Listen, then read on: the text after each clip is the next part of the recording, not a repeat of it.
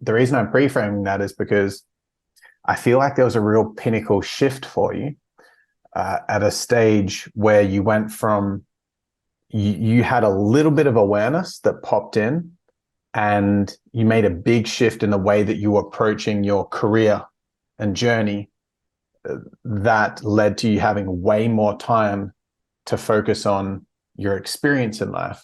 And I remember I was in Austin at the time, and it was like a 3 to 5 day period turnaround or something where you made a massive shift in one of your companies that just like massively shifted the way that you experienced your life.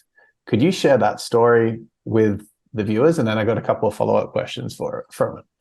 Yeah, dude, totally. I think I know what the thing you're talking about, so I'll speak to that specifically. So, um, I've been like an online entrepreneur for about a decade now, and I was at a point where I was comfortable enough financially in terms of like how much savings I had and like my income, that having extra income wasn't really exciting. It was more, what was more exciting for me was having extra time, because I was curious to explore more things like traveling and music and writing and things like that. That I was like, I want to actually decrease the amount of time I'm spending working, and I'll happily do that even if my income drops. And what the situation I was in was, I owned 30% of a company that I was partnered on, where I was primarily helping with marketing. And I was making like multiple 5 figures a month, and it was like a nice, comfortable income. But I kind of like, there was all this responsibility on me, and I kind of like had to be the one to like resolve certain problems that I didn't have the level of freedom that I wanted. So How many hours of work would you say you were working on average in that company? at that time, it was probably like 30 to 40 hours a week. Yeah, like, so it wasn't extreme. Like earlier in my career, I worked a lot harder than that, and now I work a lot less than that. But essentially, I was at the point where it was a full-time situation, and there was a nice income there. But what I had as an idea, or like a intuitive guidance or whatever it was there were two guys that were working with me that, as kind of like contractors. One's my younger brother, and one's like someone that's worked with me for quite a while, that I've got a lot of trust with, that's worked with me on other businesses and things like that. And I just had this like idea that was like, what if I took my 30% and I just gave them 10% each, and I had 10%, and I just said, I'm no longer working in this business. Like, I'm going from working 30 or 40 hours a week and having 30%, to working pretty much not at all and just having 10%. And then each of them get 10%. They're going to step up. They're going to work harder. They're going to really like go for it. And they're a little younger than me. So they kind of got some of that drive to like, that I kind of had, say in my mid 20s, almost 31 now. And, I feel like for me, there was a big difference between my mid 20s and now at 31, essentially. And I just proposed this idea, and I was like, I'll do one call per month with you guys for 2 hours. It was actually one every 3 months, like contractually. But I'll do one a month, just kind of. So it was kind of like, I'll do one a month, but it might eventually go to one a quarter. It's still one a month, because I feel like it's enjoyable, and I feel like I like to be in the game, kind of thing. So essentially, I decided to go from, let's say, 120 to 160 hours a month for 30% of this company, to 2 hours a month for 10% of the company. So I sacrificed 2/3 of my income to free up 99% of my time.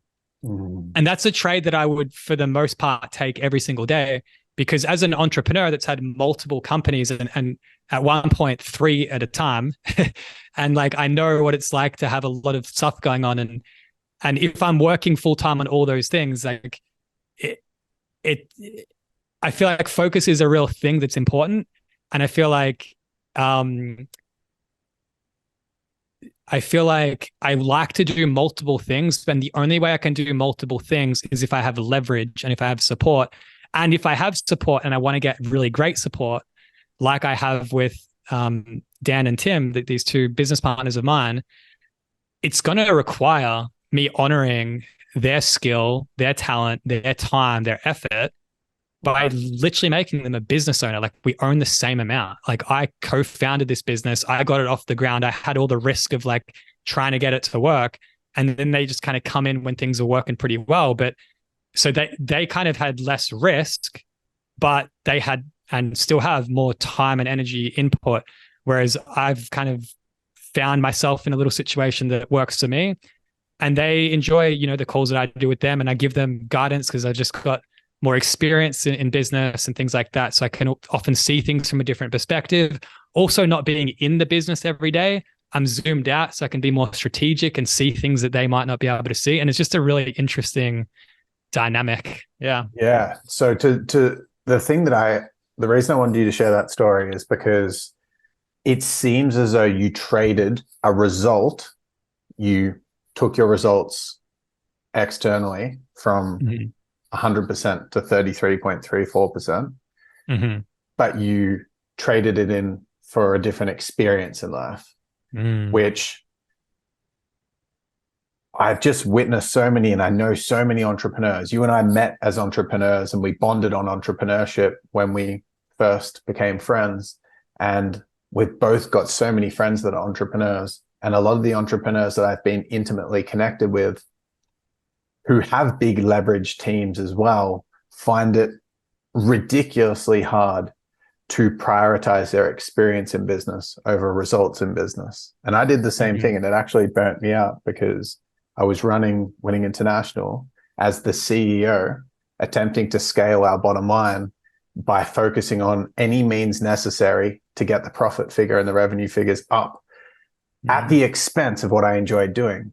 But there wasn't enough awareness, there wasn't enough connection to my heart for me to prioritize my experience over and above the results.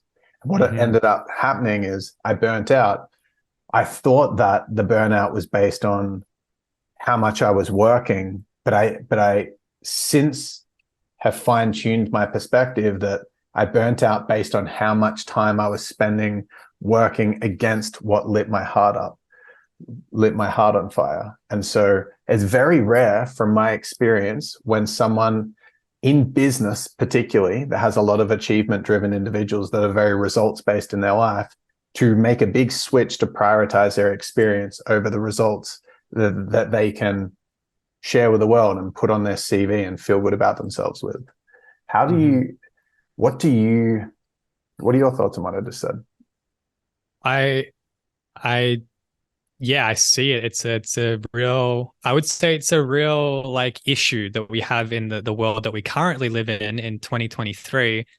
And I hope that Ryan, you and I and others that are passionate about this kind of topic that we're talking about, that we can really be catalysts and leaders and pioneers in helping others to free themselves from head hypnosis and some of these patterns that keep them stuck in situations that they might in their head not really know what's going on, but their heart is kind of like crying and like crying to be expressed, like underneath a lot of that. And the what I think about it all, like philosophically,